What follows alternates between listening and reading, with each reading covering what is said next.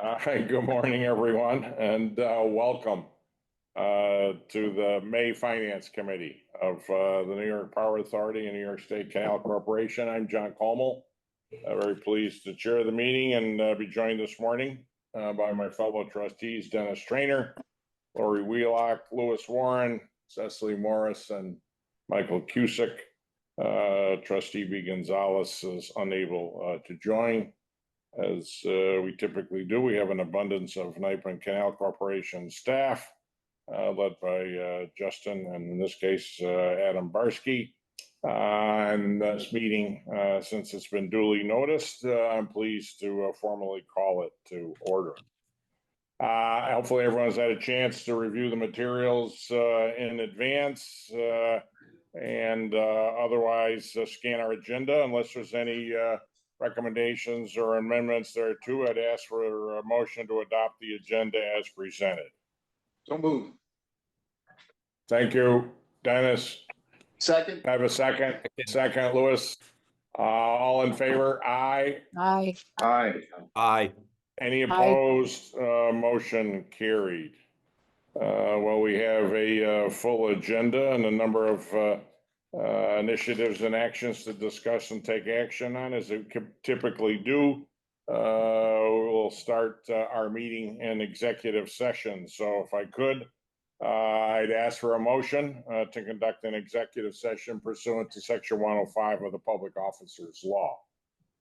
So moved. So moved. All right, Cecily, thank you. Second, Dennis, all in favor? Aye. Aye. Aye. Any opposed? Motion carried. We will adjourn to executive session and be back with you in 45 minutes, no more than an hour. Thank you very much.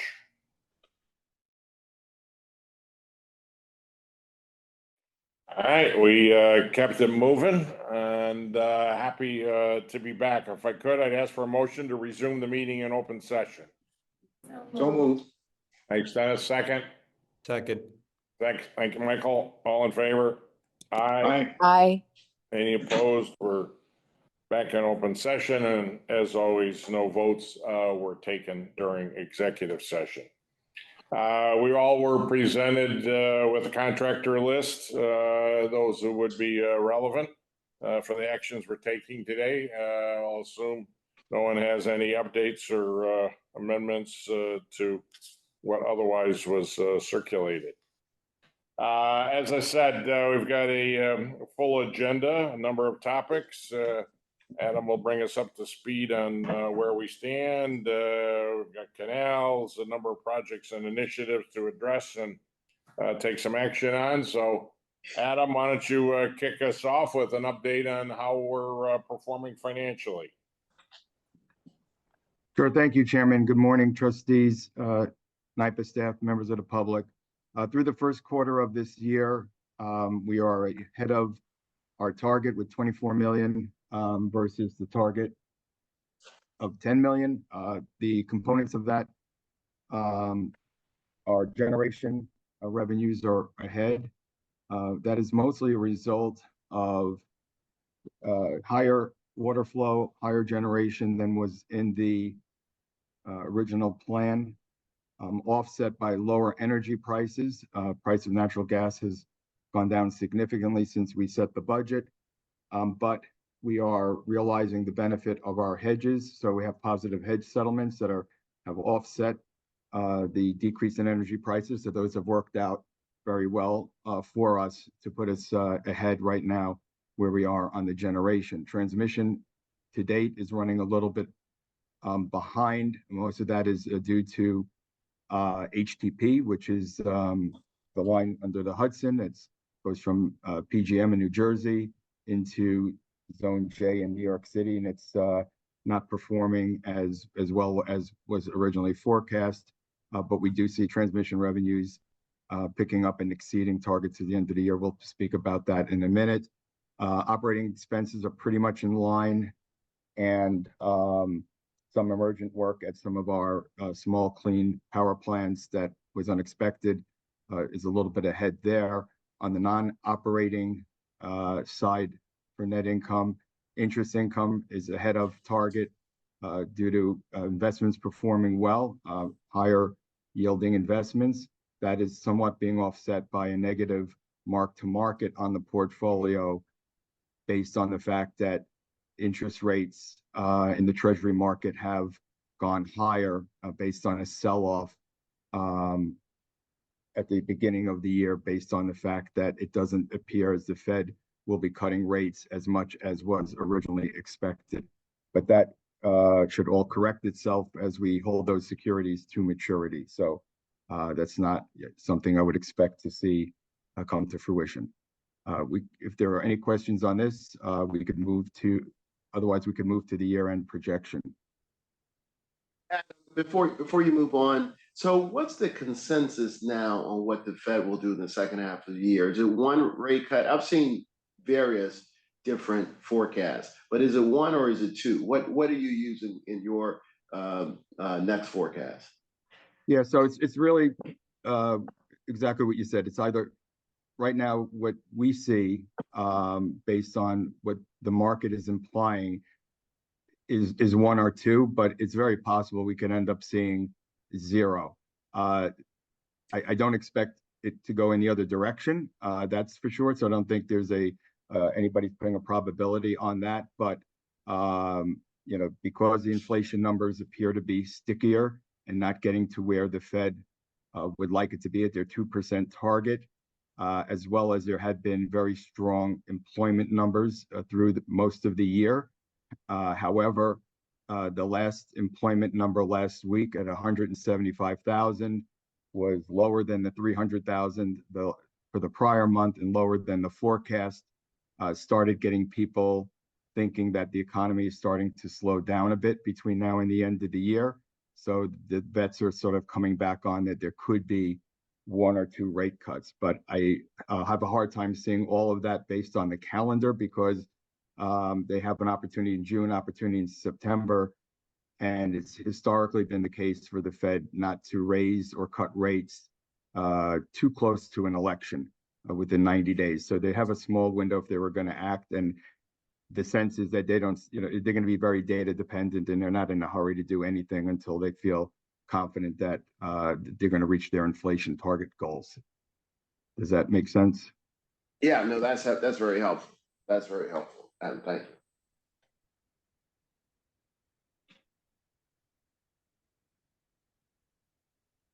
Any other questions? Great, we can move on to the... We have forecast for the year. Yeah, so we moved to the year-end forecast, and as we see here, we see generation still outperforming the target based on the factors we had just mentioned before, while staying in place. However, we do see transmission making up for the lost ground in the first quarter and exceeding targets by about $24 million at this point.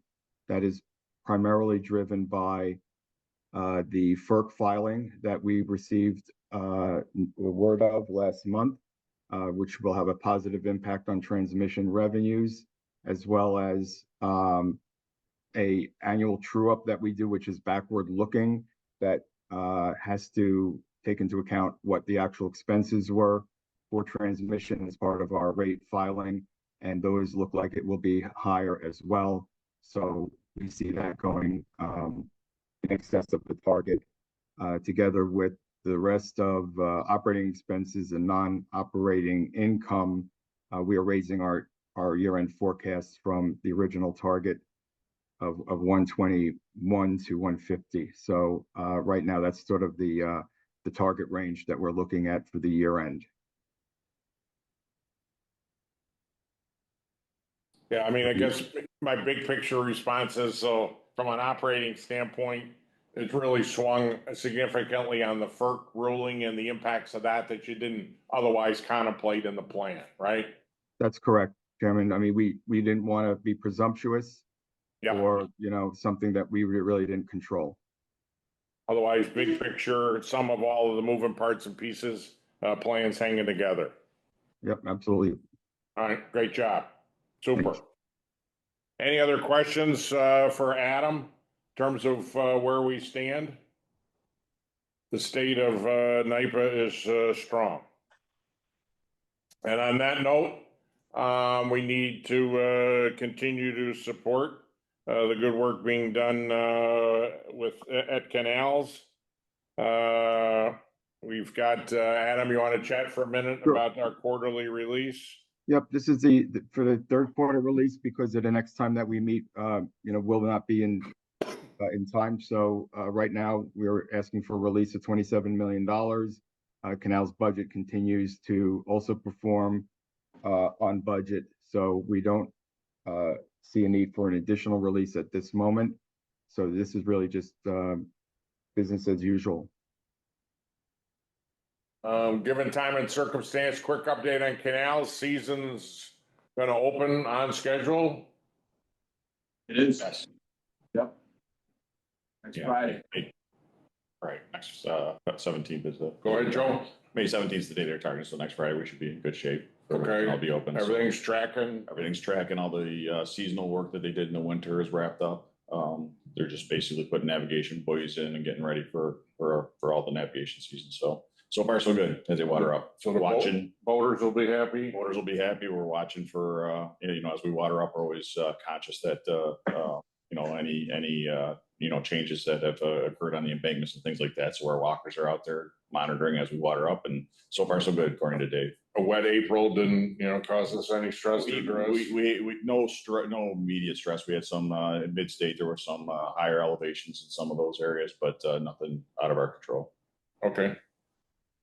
All right. And I think from the last time that we met, the state budget had not yet been finalized, but it has been finalized now. And we can confirm that the canals will be receiving $50 million in capital funds from the state budget, as well as about $1.5 million to do some water resource modeling. But the $50 million is certainly a good step in the right direction in terms of what is going to be needed for Canal's infrastructure. The first of many steps to come. Okay. All right. Unless there's any other questions, I'd ask for a motion to recommend to the full board release of the Q3 funding for Canals. So move. Second. Thanks, Dennis. Thanks, Louis. All in favor? Aye. Aye. Aye. Aye. Any opposed? Motion carried. Adam, you got one more item to release some additional funds. Yep. So this is we can go to the next slide. Just a release of funds to take advantage of what's going on in the market right now. As we spoke in December, the conditions were favorable given where the Treasury interest rates were relative to tax-exempt rates, and the opportunity for us to be able to take out through escrow defeasance higher cost debt that it was just under 6% and refinance it at rates of under 4% for significant savings. So if you could see in this chart where we were back in November, December, and the rates had gone down, which makes that transaction less favorable. And as you can see, it has rebounded to date, and it gives us that opportunity we were looking at the end of last year. So again, we may not see this kind of environment or this kind of anomaly going forward if the Fed does start cutting rates. So I think it's best that we take advantage of this to retire some of our most expensive debt that is out there. So if there are any questions, I'm happy to entertain them. Otherwise, would request approval for the release of the funds. I think everyone had an opportunity to review some of the materials in advance. I'd say kudos to Adam and his team, prudent, effective balance sheet management. So unless anyone does have any other questions, I'd ask for a motion to recommend this item to the full board for adoption. So moved. Thanks, Cecily. I heard multiple seconds in there, Karen. You can pick one. All all in favor? Aye. Aye. Aye. Any opposed? Motion carried. Thanks very much, Adam. Obviously, always great news Thank to you. see that we're tracking nicely. And again, kudos to you and your team for steering the ship creatively as well as productively. So well done. Appreciate it. Thank you. We'll share with the team. Yeah, next up, Christine. As you see in front of us, workforce staffing. We need some additional funding to extend or support the program.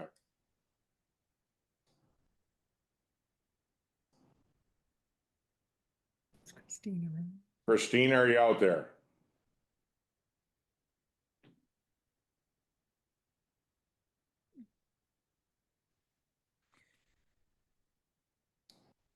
Anybody seen Christine? Checking with Karen now. Yeah, we're trying to get it. She may have had trouble getting back into the room. I mean, if you want, Chairman, I can fill in the blanks here. If you I wanna- see her. I see that she has joined. Christine, if you can hear us, if you can turn on your audio and video, please.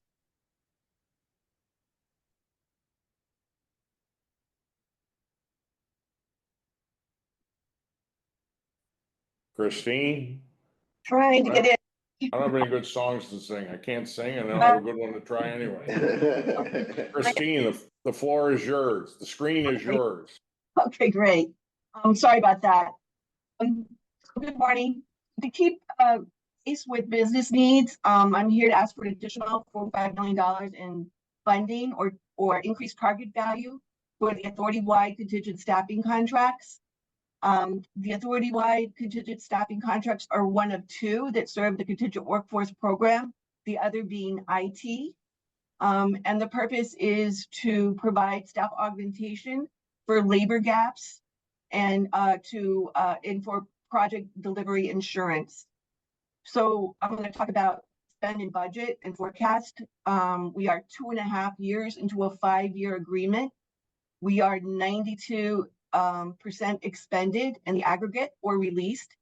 That equates to about 22 million of the 24 million originally awarded, approved aggregate. The 2024 budgeted spend for the authority-wide contracts is 14.6 million. So, there's been a tremendous increase in demand for the program and a projected increase, factoring in NYPA's, renewable ambitions, transmission, Vision 2030, other legacy goals, the spend is going to increase. So, so what does that give us? With the increased funding, based on average rates, that can bring in over 140 contingent workers annually, or 300 to contract end. And the contracts so far have brought in over 200 CWs to support areas in finance, project management, engineering, planning, change management.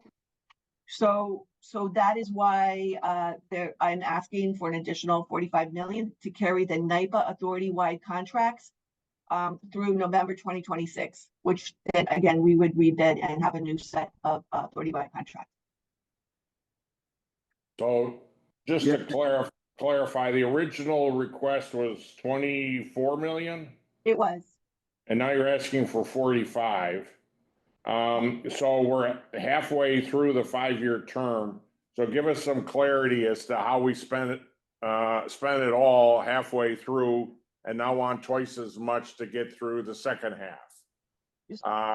Educate us on the demand and the needs and what's exceeded expectations, or how we find ourselves where we are.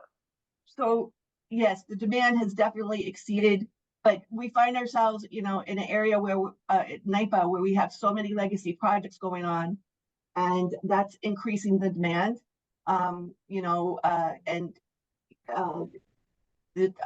So most of the authority-wide have been in utility ops, followed by business services. And the demand from 2 years ago to now is probably doubled, and by the end of 2024, I mean, we can see perhaps the headcount going to as high as 300. And that's to support all these projects, legacy projects that's going on with NYPA. But do we have more projects than we anticipated 2 years ago? I'm just trying to clarify utilization or better understand. There's a pool of resources, everybody wants some because it's available. How are we controlling and managing? Does that mean our internal labor costs are down because we're looking more external? Just orient us a bit as to how we find ourselves where we are. We're tapped out and now need twice as much to get the back half of the period covered. Yes, I know it's been an incredible increase in demand. And, as we, if you look at these projects, including renewables, our strategy is basically 3 buckets. It could be in-house, provided in-house by FTEs. It could go SOW, the consulting route, or the contingent worker route. The contingent worker route, costs are justifiable and reasonable. The program is very efficient and speedy, and that's why it's popular in serving labor gap needs. I hope that helps a bit. I'm missing it a little bit. I guess I'm just trying to understand how we're managing, who's managing utilization here. I mean, I get it that it's a readily available, highly skilled resource. Everybody wants some, but what's the level of control and management over the program and the accessibility of the resources? I'm looking at Joe. Yeah. Well, Chairman, what I would say is that this, Christine and the management of these contracts sit in our budgets group. So they are always ensuring that the resources are there. And as Christine was mentioning, the trade-off really is more significant in terms of consulting resources versus the contingent worker. And in many cases, it's found to be more advantageous and more cost-effective to have the contingent workers rather than a consulting firm that normally has much higher rates, a higher overhead, and other things of that nature, especially for work that doesn't require a certain higher level of subject matter expertise. So if we were doing highly technical engineering work or architectural work or things of that nature, it may lend itself more to the consulting route. But for a number of these projects, it's more, I would say, mid to lower level people that would perform, a number of the activities needed. And many of these are for capital projects as well. So it's going into the cost of the project. But in many cases, that's really the trade-off between those resources. So if And I also mentioned that maybe an example, maybe I can give an example out of this. So in, Sure. in utility operations, where Christine kind of mentioned, we do a lot in utility operations. It's largely in our construction management area because the geography of the projects and the terminal nature of a project requires that flux of workforce in different geographical areas and the time frame that they're going to be there. So full-time equivalents and hiring people more permanently as employees is a little more challenging to do that in those situations. So we do have oversight on it from a full-time employee in headquarters and in those regions. But the nature of right-of-way work and the projected influx of and by the way, the successful bidding of these projects, these transmission projects, has also been part of that influx, but also the anticipation that we're going to be quite successful in the renewable area is going to require even more of that flexible nature of workforce at that level of construction management. So that's how we typically utilize them in utility operations. All right, I'm just trying to understand the oversight and control. I defer and how it's utilized. Adam, you're saying I would see a trade-off between temporary work and consulting work? Yeah. So the additional 45 million you're asking for is included in the forecast you just gave us? Some Yes, it portion of is. that, six Yes. months of that? in the forecast, et cetera. So, we're expending more on labor, but none of that's pushing us, quote unquote, over budget. Yes, that's correct. And as I mentioned, a number of these resources are used on capital projects. So it's getting charged to that capital project. It's not coming through the operating budget. Again, if you have a need in a project and there's a beginning and an end, it's better to use a contingent workforce resource than hiring a permanent one, because when the project ends, you'll still have that employee, and now you've got to redeploy, what have you. So it matches up well with project related work in many cases. And where those situations lend themselves to full-time employees, for example, Niagara's Next Gen, Niagara's a little more predictable because we can plan our succession, attrition, and a new workforce to manage that project. So in those cases, we may use full-time workforce, but in the more regional and flexible dynamic workforce that's out in the field doing some of the transmission and renewables work, and even in some cases where it's at the projects, contingent workforce is more appropriate because it allows you to be flexible in changing the staff numbers. Okay, sorry to beat that up. Other questions? Chair, if I could, I Sure. appreciate you addressing the issue, because obviously there's 4 of us who weren't here in 2021, and I guess I don't see, and I guess I just need some additional information. What is different from 2021 that we're not just increasing a small amount? As you noted, we're doubling it for the next 2 years. 2 years, right. So what did we not know at the time, or what has changed, or is this money definitely going to be spent, or are we anticipating the need to spend it?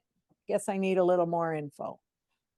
Spend up to, but based on budgeted needs and projection, we're going to need the additional funding.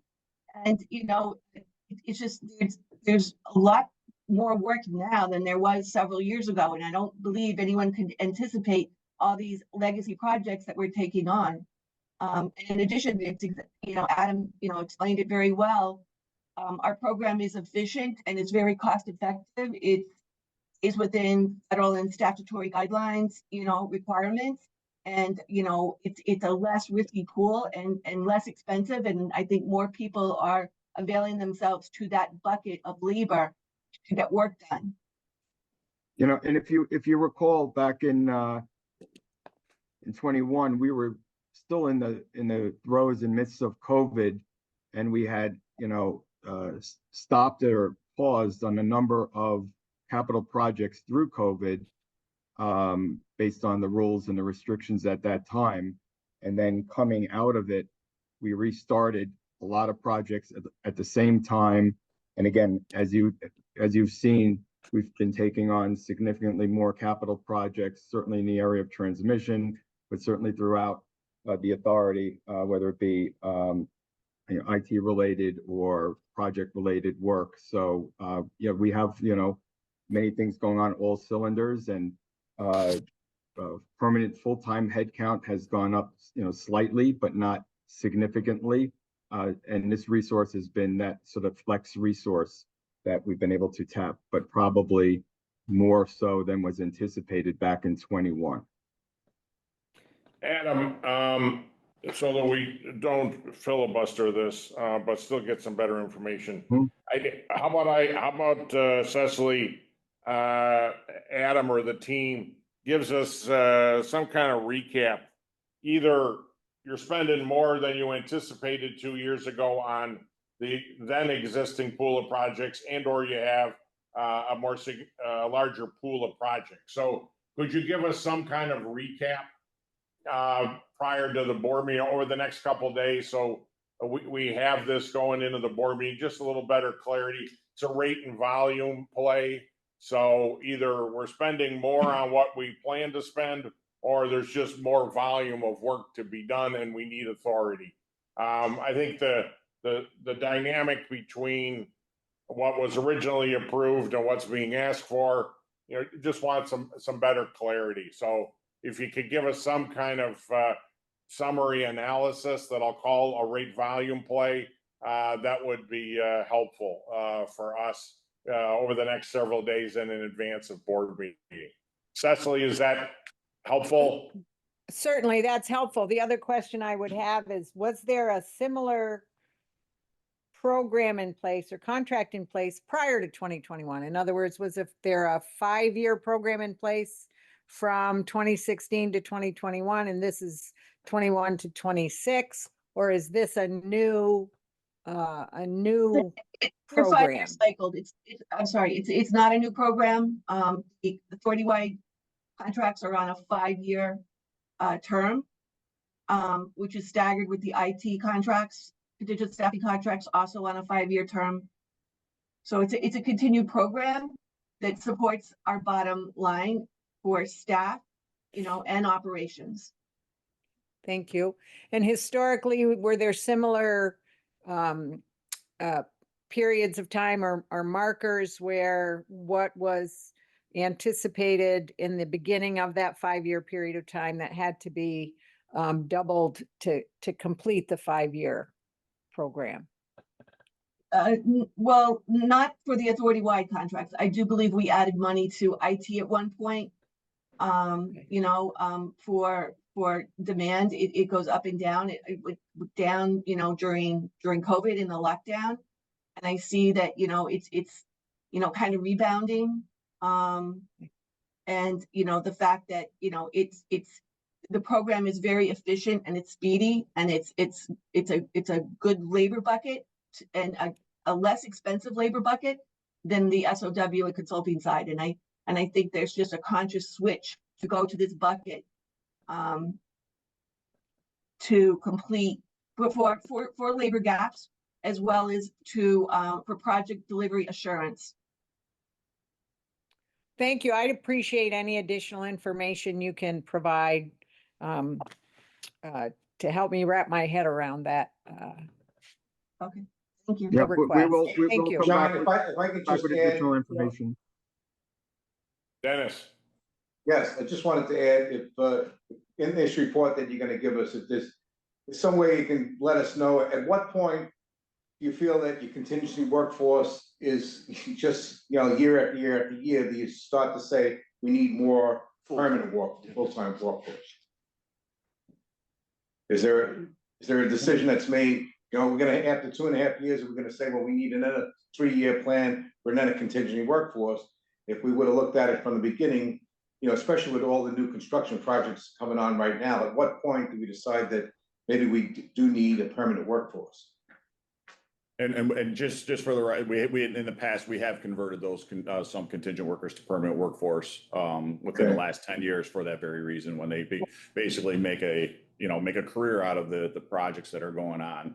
We always balance that against the turning them into full-time equivalents that are permanent workforce. Well, making a career out of the projects is what It's concerns us. It's a number of projects. Yeah, it's a number of projects. So I don't want to make it sound like making a career out of a project. It's the idea that resource is still available to us for the next project. I understand. There's a trade-off in a review we do annually when we do our budgets. There's also a headcount review.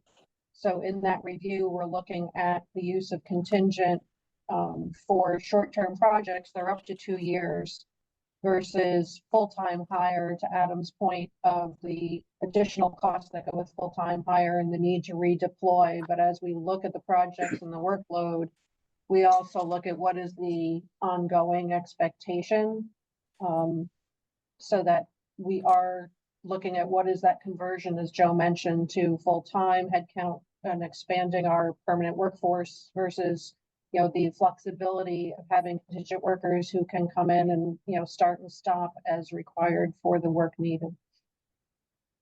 Yeah, and one of the things that does, to Joe's point as well, what comes out of having some of these contingent workers, you actually have a lot of time and experience to watch them perform. And that's where you can identify certain people that you may want to bring on full time when you've had that experience of working with them versus trying to just hire people off of an interview only. So it is a little bit of a opportunity to get a feel for talent. No, I understand all that. We're not trying to give you a hard time, just trying to make sure we understand how the dynamic shifted so dramatically, trying to understand, the management and oversight of this in light of all of that, and appreciate what you knew, what we know now, we didn't know 2 years ago, but if you can knit that together for us. I guess Absolutely. my thinking is if you can give us that additional information, in the short term here, we can pick this issue back up rather than ask for a motion now. We'll pick it back up at the full board, and with the benefit of the additional analysis and information, we can just act on it at the board meeting in a couple weeks. Does that work? I Sounds good. support that. Yeah. Yep. that works. All right, you're good with that, Cecily? Everybody Yes, else? thank you. Yes, Okay, which is frankly the purpose for these committee meetings, reasons why we have the committee meetings and do it in advance. So when these kind of questions surface, we've got the opportunity to react and respond ahead of the board. So, all right. Good dialogue. Thank you for the collective input. Thank you, Christine. Sorry to ruin your day, but appreciate the presentation. Laurie, Yep, I'm up. workforce development funding. Great. Thank you very much. So good morning, Chair, trustees, and NYPA colleagues. I'm here to present an item related to workforce development. So as you recall, as part of our expanded authority, NYPA had committed to fund up to $25 million annually in the area of workforce development in the renewable energy field. And since that time, we successfully entered into a cooperation agreement with the Department of Labor, and we're partnering with them on certain workforce training initiatives. As part of that cooperation agreement, we also agreed to present to the board for your consideration and approval any initiatives that we want to move forward with either jointly or independently of each other. So today I'm here to present 2 items that the Department of Labor would like to move forward on and 2 items that the Power Authority would like to move forward on. All 4 initiatives total $11.6 million. So the Department of Labor is requesting approval to move forward on a workforce training initiative that's going to expand upon already existing and established clean energy training programs with, of course, a focus on disadvantaged communities. This RFP will cost $5 million and $2.5 million will be spent on the training and the employment, and $2.5 million is going to be dedicated to the wraparound services. So the eligible projects in response to the RFP that DOL wants to issue will expand or create training or pre-apprenticeship programs in areas like building electrification, heat pumps, geothermal, advanced building controls, and high performance envelope. But it's also going to extend to electric vehicle charging station installation and repair, as well as jobs and opportunities in the energy intensive industries like metal processing or chip making. The training initiative also includes wraparound services. That's half of the initiative. So these services are essential in order for participants to overcome barriers that make it difficult or sometimes impossible for them to take advantage of the training opportunities and employment opportunities. So those services include assistance with transportation, childcare, sometimes stable housing, food, mental health services, and it can also include providing essential tools and training that they need to attend the training. So that's the RFP, $5 million, 2.5 wraparound, 2.5 for training. The DOL is also asking for authority to move forward with a $4 million fund for the local workforce planning boards. So it will be in 2 separate funds, $2 million for the residential worker and $2 million for the traditional or transitional worker. So these funds will be made available for the transitional worker. They're going to be made available to transition workers from fossil fuel work to the clean energy field. And with regard to the residential worker, it's going to upskill or reskill workers in areas of weatherization, building performance, and retrofitting. And wraparound services can also be spent on the $4 million. So those are the 2 programs that the DOL is seeking approval from your board to move forward with. And then the Power Authority has 2 programs as well. So our first program, because we love initialisms at the Power Authority, is the Clean Energy Workforce Training Initiative, or CEWT. So NYPA would like to issue an RFP to work with training providers to develop training opportunities, pre-apprentice and apprenticeship opportunities, as well as certificate programs. And our focus is going to also be on the traditional utility worker, as well as residents in disadvantaged communities, so that we can provide the residents a pathway for employment in the clean energy field. Our program, though, will be regionally focused on our projects as opposed to the Department of Labor, which is statewide. We are also including wraparound services as part of this RFP because we think it is essential in order for people to attend the training programs. They definitely need assistance in other parts of their life so that they can be successful and attend these programs. So all inclusive, because our program is more regionally located and restricted, we are seeking the board's approval for $2 million. And the last item that I'm going to present to you is a partnership with Say Yes Buffalo. And this is a grant program, and it's $600,000. So Say Yes Buffalo, which I'm sure many of you, if not all of you, are familiar with. So this program places recent high school graduates in a 1 to 3 year structured work-based learning apprenticeship, where they're mentored by seasoned professionals at industry employers in the Buffalo area that have committed to hire and train program participants.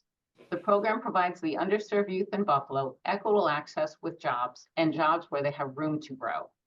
At the completion of the program, apprentices earn a certificate and they are prepared to move into a full-time job. It also creates a great connection. Say Yes Buffalo is very proud of the fact that it creates a connection between the apprentice and the community in which they live. So we're asking for this grant as a pilot program at the start, with the expectation that as the program matures, that we can expand the Say Yes Buffalo program by actually having recruiting staff at Say Yes Buffalo go out to our customers in the Buffalo area to try and encourage them to participate in the program and open up and make commitments to hire and to train employees to work in their industries. We also are hopeful that we can expand the Say Yes Buffalo program to other parts of the state. So our ask from you today is to approve $11.6 million for these 4 different initiatives. And I am expect that this will be the first of many asks for funding for the Workforce Development Funding Program. And I will, of course, report back to the board as the year progresses with regard to the status of all of the initiatives that I just mentioned. And just to clarify, it's an approval and a release. It's an approval and a release, yes. All right, let's just quickly take these one at a time, Laura. Certainly. So the DOL, we're the conduit for the DOL. We don't control or manage or oversee that program. We don't control or oversee the program. We meet regularly, or we will meet regularly, and they need to come to us and come to the board for approval. And we talk about progress of the initiatives once they're started. But as long as it's with regard to the clean energy field, they can move forward on their projects. We'll move forward on ours. So we do have some control to say no if we think it is outside the cooperation agreement or outside the purview of the clean energy field. But so ultimately results and outcomes. We're focused on results and outcomes. How are we able to manage or evaluate results and outcomes? I mean, is that ultimately our purview? Is it theirs? I'm confused. Yep. Ultimately, it's their purview, but we meet on a regular basis. So they're going to report out on the success of the programs. And if the program is not successful or not achieving its stated goals, then it may not be continued under this program. It may be continued by DOL as part of other funding sources, but not necessarily as part of this program. And we're required, I mean, what am I missing here? We're required to fund DOL because. Yes. Maybe I could address this, Chairman. Somebody help me. Yeah, the sort of the foundation for this, or the predicate for this, is the legislation last year that also included the renewables legislation, and this is one of the sort of 4 legs of the stool that NYPA would, in collaboration with the Department of Labor, fund up to 25 million for these clean energy workforce programs. And so we've spent the last, I'd say, 6 months negotiating with the Department of Labor on the terms of the MOU and come up with this collaborative structure whereby we would take their projects to our board, which is something that we insisted upon and wanted to have your oversight over, not only the funds going to the NYPA programming, but also to the Department of Labor programming. So this is the sort of the end result of that negotiation and the terms of the MOU. And as Laurie said, we're going to be reporting on both programs to you. And because this is an annual exercise, I expect that there'll be board meetings where there'll be programming that will be exclusively NYPA programming. There'll be times like this where it's a joint request, but we wanted to get off the ground in 2024 with some programs. And the Department of Labor obviously has a long history in thinking about this. This is relatively new for us. So they had programming in mind, plus they're also running the Office of Just Transition of the climate law. So I think it'll be a great partnership. It's our first presentation to you. I think we have a good mix here of programs, and we'll be coming back to you, as Laurie said, with reporting along the way. All right, that's helpful. I mean, so we're required to fund without regard to results and outcomes, or results and outcomes can drive future levels of funding? I'd say the latter. That will drive our, we're not going to come to you, we're not going to come back to you with funding for a program that's not working. So we're going to be paying very close attention to not only whether our own activities are working, but whether the DOL activities are working as well. And that, Chair, that's the purpose of us meeting regularly, so we can talk about the programs, you know, whether they want to continue or expand certain programs and how successful they've been. And thus far, all of our meetings with the Department of Labor have been very productive, and they're open to our input and our position on their programs. And what are the jobs targets, Laurie, with this level of funding? They don't have job targets quite yet. They're gonna, once they, you know, they're looking to issue the RFP. They need a little bit of time to put the RFP and the scope of work together. So we will have job targets once they see the responses to the RFPs, and that's all part of what we will come back to on. So right now they don't have an estimated job target. And they're, you know, again, they're spending $2.5 million as wraparound services and $2.5 million with regard to the training. And then the additional ask with regard to the workforce, local workforce boards. Okay, and then we're going to run our own program. Yes. We'd like to run our own program. We'd like to have ours be geographically limited to where our projects are located right now. And so that's why our scope is smaller. And it's the first time that we're going out into this field, and we've been working with a consultant to help, you know, make sure that the spending of our funds is strategic. So this is our first time out. And then we're incorporating wraparound services as well. We are, you know, in all of our conversations with the consultant and in our conversations with the Department of Labor, we have learned that the wraparound services really are important, because you can have an apprenticeship program and you can have someone have the opportunity to have a job, but if they can't get there for purposes of lack of transportation, or they don't have money for food, or they need other assistance, it won't be successful. So, so that's a very important aspect of it. Obviously in Buffalo, I mean, the Northland model has been incredibly effective. The governor's referenced that and wanting to leverage that across the state. Seems like this is all the same. I'm looking at Joe as a board member of Northland. This seems to be all too connected. So that's part of my curiosity as to. Very, very similar approach, and I've been informing Laurie, connecting Laurie with Northland as a model for as they think this through.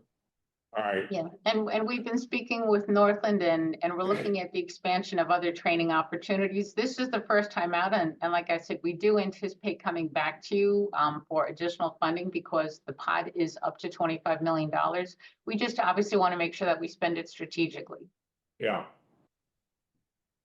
And Say Yes is what I'll call a bit of a feeder program for all of Yes. that. Okay. Yeah, Say Yes Buffalo, I think is great because it's a guaranteed job and it provides people training. Yep. And if we can expand it to have some of our customers up in that area commit to opening up jobs for the youth in Buffalo, I think that's a great success story. Other opportunities to do that across the state or elsewhere in the state? We are looking into expanding the program elsewhere, Syracuse and other parts of the state. So that's what we're looking at right now. We just weren't ready to present it to the board today, but we will be coming back to you later in the year with that expanded scope. Laurie, it's Louis. Daniela and I spent time with the president, Jessica Bino, of a New York City, Bronx, Brooklyn, Queens, Manhattan focused nonprofit that trains high school students as well, pencil.org. Daniela, it might be good to connect Jessica and Laurie as she thinks about particularly this bucket of clean energy workforce training initiatives. I know there's a huge interest at the high school level for these young people going to New York City public high schools in clean energy, and it might be an opportunity there. This nonprofit Pencil, which I sit on the board of, they train in the summers for the city of New York like 1,000 kids. Sort of workforce development skills. But certainly, I've heard that there's an interest in this new clean energy leg of the stool, Laurie. So there might be other nonprofits downstate that have training programs up and running that might be congruent with our work through this clean energy training module. Agreed, and we're hopeful that those will be the type of entities that will respond to the RFP, but we will definitely reach out. I think getting people in high school interested and having them understand that there is a career in the renewable energy field and a pathway, I think is very promising. Yeah, No question. Yeah, one we want to actively support and promote. There's no question about that. Yes. And I'll tell you, I love the wraparound services. You hear it when you do focus groups with folks. They transportation. They need more than just a job. So kudos to you and your team and the Department of Labor thinking about that. Yeah, they do. It's an acknowledgement. If it's going to be success, right? We have to be able to have them get there and have food and stable housing and everything else, so it can be a success. Yeah, it won't work without it, and that's expensive. Right. I know it's necessary, but yeah, it's a big part of the investment. So, all right, appreciate the dialogue, Laurie. Other questions for Laurie? Well, an important investment to make in the future workforce, and important for us to provide a leadership role in funding and enabling that. So if I could, I'd ask for a motion to recommend this item for approval at our board meeting in a couple of weeks. So moved. So moved. Thank you, Dennis and Cecily, it sounded like. Yes. Unless there's any other questions, all in favor? Aye. Aye. Aye. Any opposed? Motion carried. All right.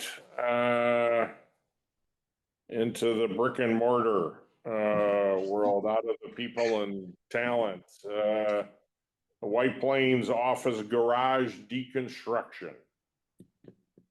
Sure. Trish. Yes, good morning, Chairman. Good morning, trustees, NYPA staff, and members of the public. I'm here to present two items. The first item is a recommendation for capital expenditures and a contract award to implement the White Plains Garage Deconstruction Project.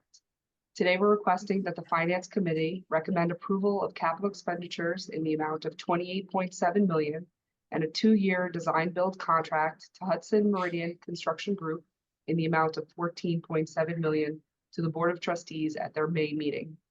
In 2021, following code-required structural inspections, the White Plains office garage was closed for occupancy due to numerous deficiencies.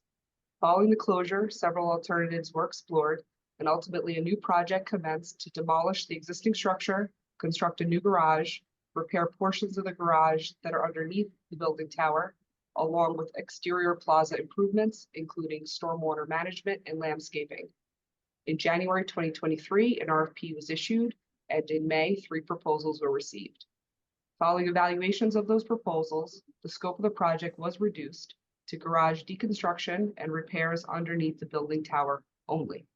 In December 2023, in response to a post-bid addendum, 3 revised proposals were received and evaluated.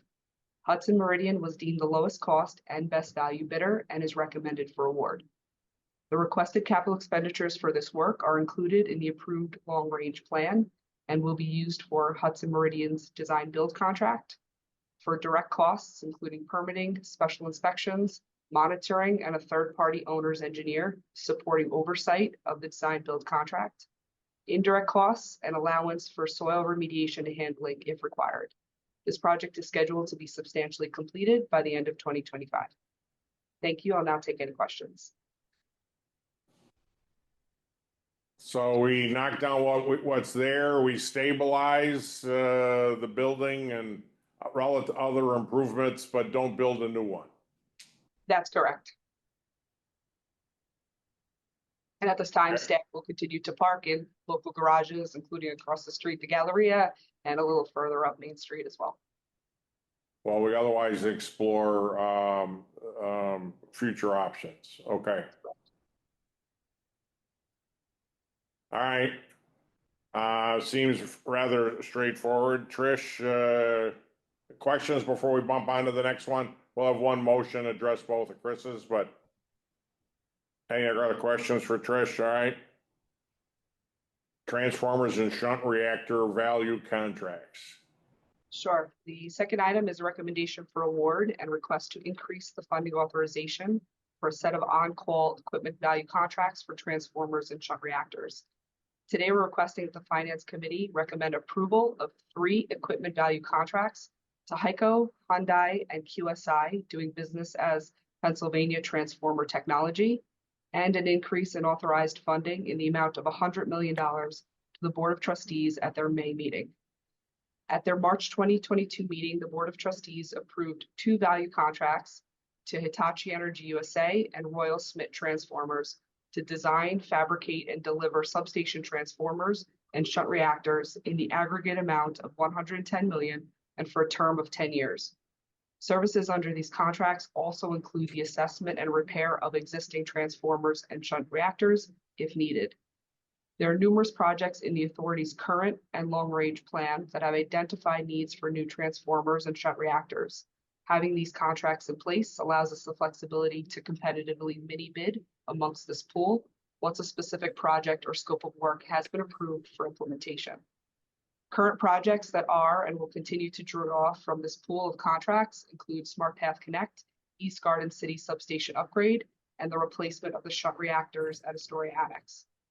The capital expenditures for the Astoria Annex project is a separate item brought before the Finance Committee today on the consent agenda. In 2022, 5 suppliers submitted proposals in response to an RFP. At that time, only the 2 suppliers I mentioned earlier were recommended and approved for award because additional information was needed for the remaining 3 suppliers to be deemed fully qualified according to the authority's commercial and technical requirements. Since that time, authority staff and the remaining 3 vendors have worked collaboratively, and we're now recommending that these vendors be approved for value contracts. Additionally, since 2022, other projects have been identified that require this equipment. As such, additional funding in the amount of $100 million is requested, bringing the total authorized amount to $210 million. The term of these 3 value contracts will be 92 months, or roughly 7.5 years, so their expiration date will be in 2032, the same as the 2 initial value contracts previously approved.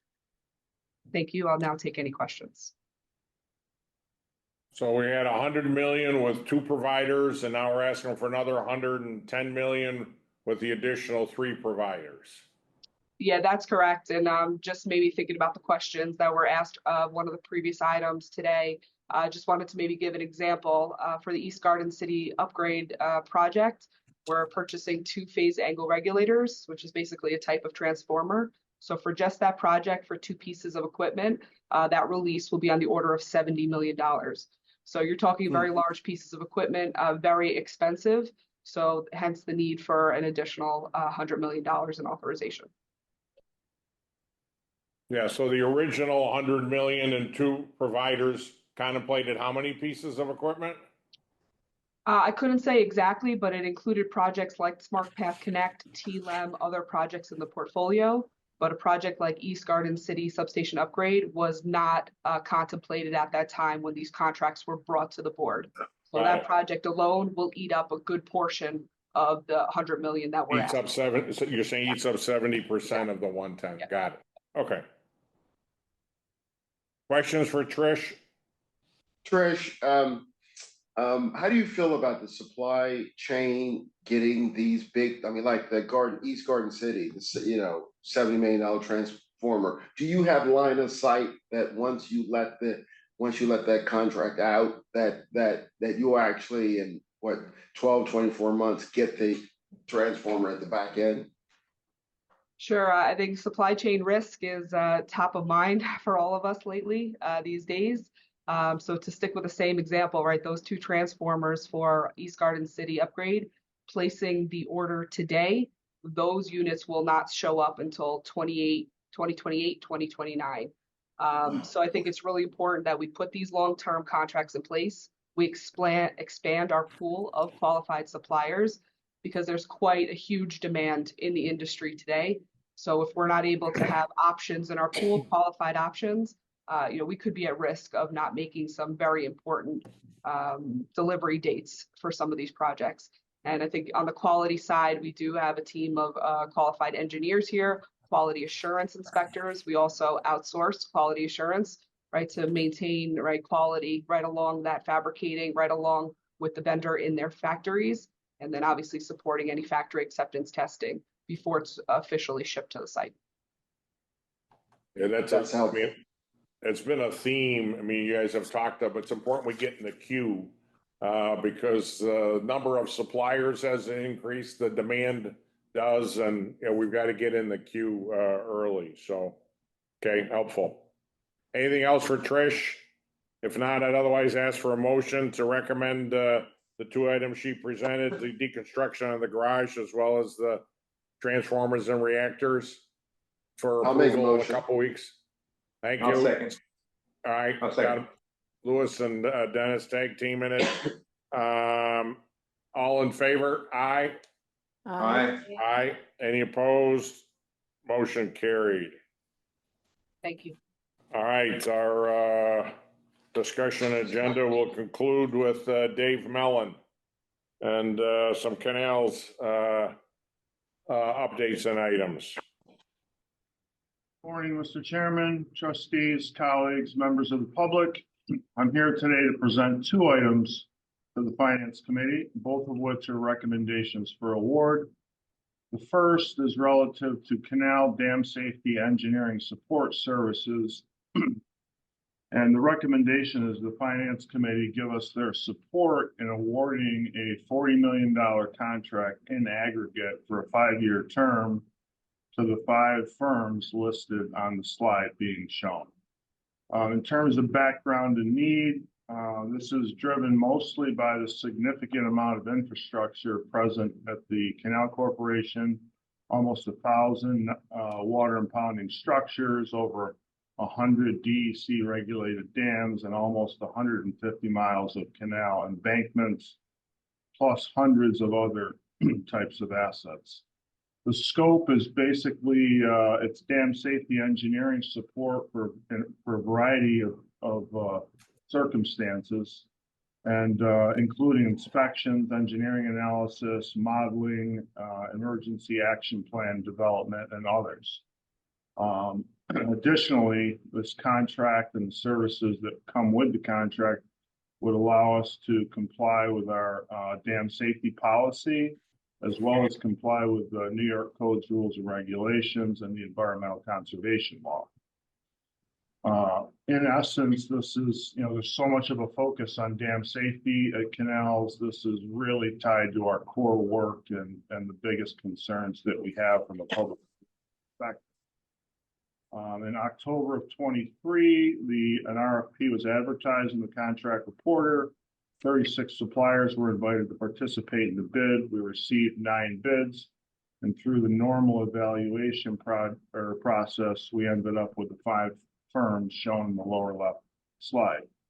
The current agreement for these services was approved in 2021 for a 5-year term of $25 million. By the end of this year, that $25 million will be fully committed. So this is, in essence, the next round of dam safety engineering support services that we can use for statewide work. At this time, I'll take any questions if they exist. As you look at the longer term for dam safety, Dave, this is the next phase. So 25 to 40. Do we have a guesstimate as to what the all-in number is? You mean over the long term beyond this 5-year period? Yeah, I mean, how have we prioritized or triaged, this 40 million and the combination of projects that underlie it versus the broader, scope and need? I think, the current contract was put in place in 2021. And at that time, our asset management and inspection program and dam safety programs were still maturing. At this point, I think they're much more mature. I think they still have some room to grow. And so the 40 million that you see here is reflective of, I guess, a better understanding of the needs that exist, a slightly enlarged approach to dam safety on both the capital and the O&M side. And moving forward, I think, the way this type of expertise will be utilized is somewhat of a function of the additional funding that we're able to secure. Because a lot of this work under this contract, at times is used for emergent, but most of the work is planned. So these are supporting projects and initiatives relative to dams and water impounding structures across the state. So, as you know, Mr. Chairman, this time we're somewhat limited in the total amount of work we can do because of funding. But this is 40 million that you put in the have to have category, not nice to have category, right? Absolutely. And I'm just trying to understand what you think the larger need is. If I may, Dave, I think what, these are the consulting services that are given us the design work for the capital projects. That is not going away anytime soon. So I think you could see a steady stream of this order of magnitude almost indefinitely, as long as we're managing the canal system. So I don't think, if we can design more work and achieve more work outside of normal escalators for inflation and things like that, I think you can expect the $40 million over 5-year commitment of these kinds of consulting services almost indefinitely. Am I right, Dave, about that? Yeah. It comes to maybe 8 million a year on average over 5 years. That's where the 40 comes from. The point I was making is that if we had more capacity in terms of funding, that perhaps a contract like this might be able to be utilized more.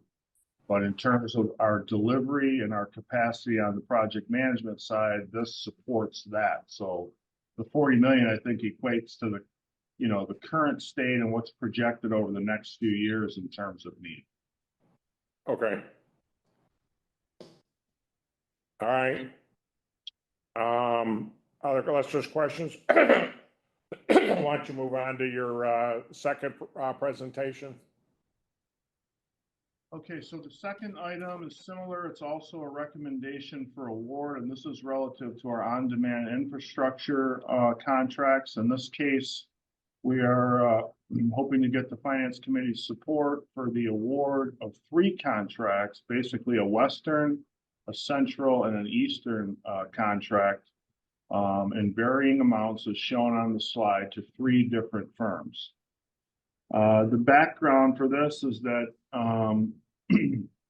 these contracts are heavily used contracts. The current suite of contracts have been in place since 2018 for a 5-year term, and that was for almost $58 million. There have been a few change orders to those contracts, and they also have been extended to November of this year.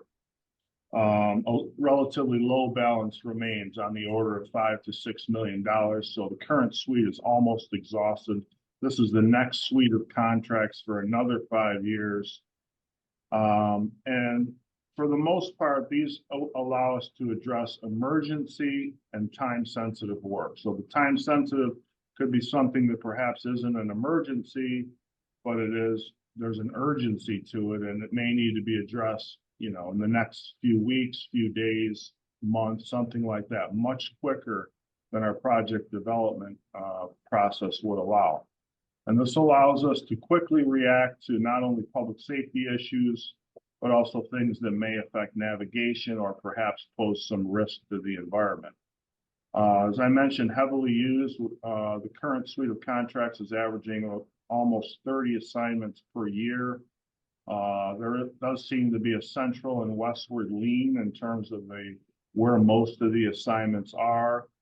And, 2/3 of the assignments fit into the emergency categories. There is a small amount of planned work, but like I said, that can't wait for the typical project development process.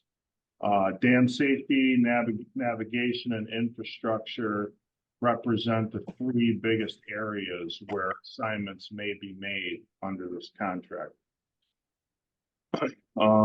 So it was in November of 2023 that we advertised this work through an RFP and the contract reporter. We invited 38 suppliers to participate in the process, and ultimately 5 proposals were received. And so we are recommending the 3 contracts be awarded to Tioga, C.D. Perry, and Hull in the respective amounts accordingly. And at this time, I would take any questions.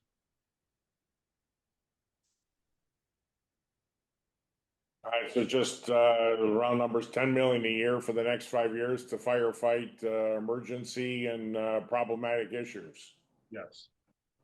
That history has told us will continue to repeat themselves. Yes. Okay. Questions for Dave? Apologies, don't mean to get choked up.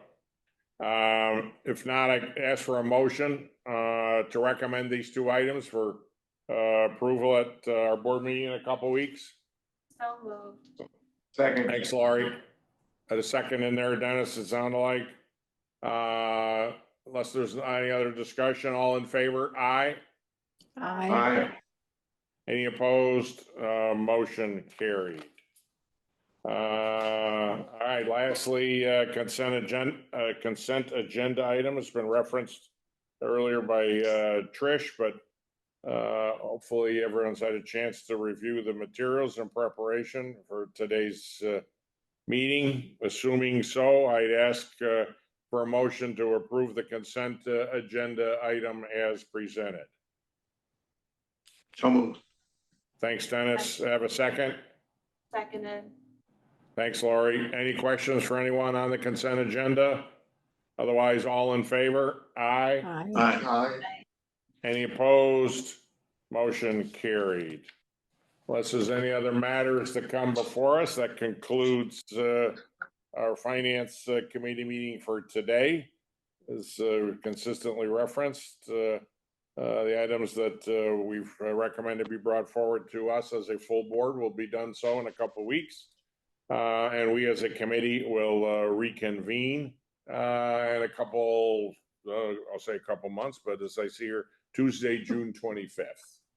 So with that, I thank everyone for their participation and attendance today and ask for a motion to adjourn the meeting.